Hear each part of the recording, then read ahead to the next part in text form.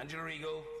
Mr. Speaker, will the Minister admit that the Internet has allowed the formation of chat rooms such as 4chan and 8chan, online communities such as the incels, those involuntary celibates who are misogynistic and blame women for their lack of access to sex, and also the bubbles where both ISIS and now we've seen neo-Nazi far-right white supremacist groups gather their followers?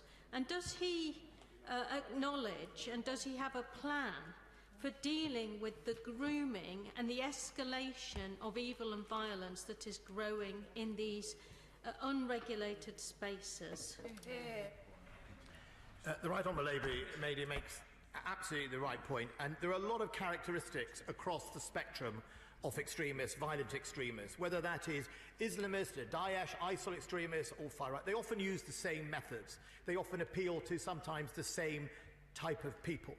It is also the case that both this side of the House and her front bench have been grappling with how we deal with safe spaces, either in the material world or indeed on the online world, because it is, a characteristic of the 21st century is this safe space concept, failed state or the internet, where these people are reinforcing their prejudice and joining up. You could argue 10 years ago people sat in their bedrooms on their own and spoke to no one.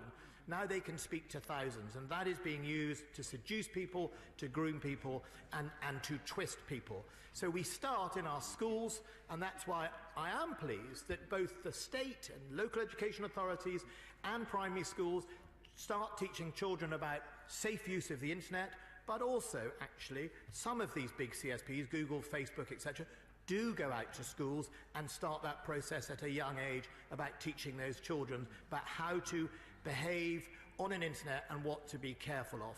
But it is a growing challenge. The online white paper hopefully will be the doorway for